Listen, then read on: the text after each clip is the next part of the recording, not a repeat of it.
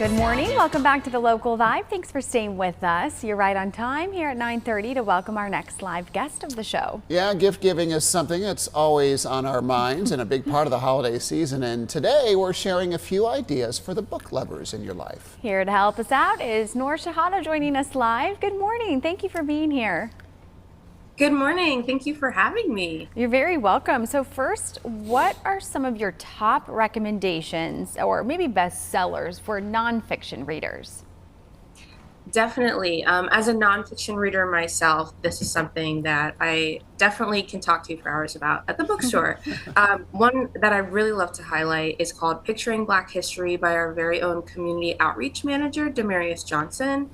He just released this wonderful book. It's never before seen pictures of historical meetings and historical events that have happened in our world and beyond. There's also The Barn by Wright Thompson, who previously wrote Pappyland, also for those history lovers. And then we also, of course, have like Forest of Noise, which is on one of my 2024 picks, which is a beautiful collection of poetry from Palestinian author Musaba Bataha. So there's lots to browse and look for, and you can always come ask me for help. That's cool. A lot of really good and different recommendations, Nor. I love historical photography, so That one looks that really looked amazing. really Yeah. cool too. All right, It's really what about the fiction readers in your life? Yeah, so as someone who's breaking into general fiction, I know for a lot of the Anne Patchett fans, we actually have a bel canto that's annotated by her and signed by her as well. So if you have any deep fiction fans, I know that they'd love that. We also have a lot of limited edition deluxe covers of classics, which are just also really beautiful.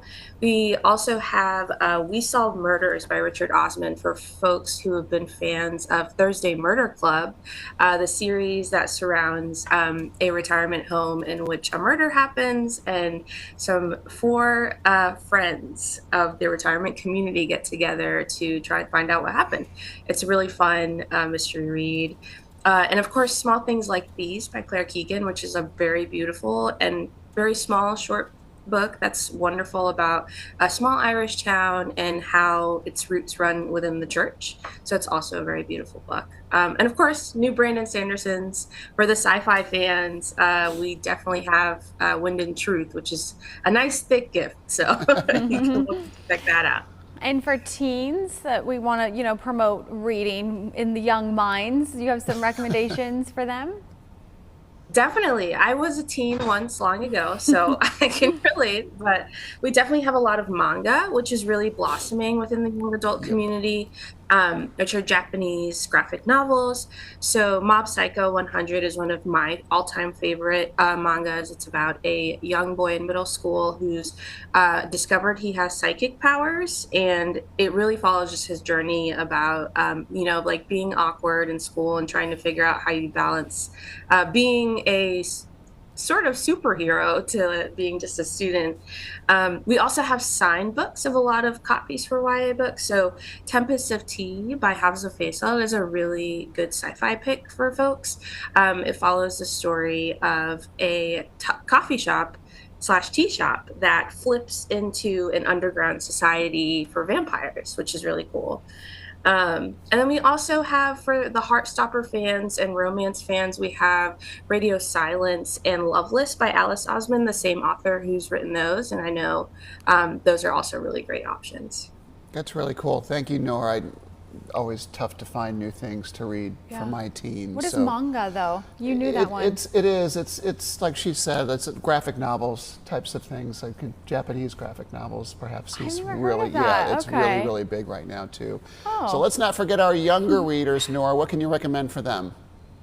Yeah, definitely. As someone who has a niece and nephew of my own, picture books are their favorite things. We have a plethora of picture books. We have a whole section dedicated to it. Specifically, one of my new seasonal favorites has been Frostfire by Ellie McKay, which is just a really sweet book about winter and imagination with different types of snow creations, which is really nice.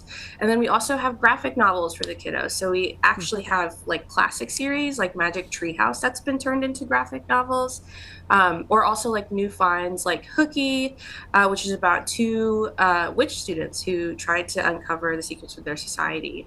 And then also for the Harry Potter lovers, we have the Amari series, which is also a really good series to start. It surrounds Amari in the case of her missing brother and how she discovers that she also has magical powers. So lots to choose from, lots of options we can definitely help you with.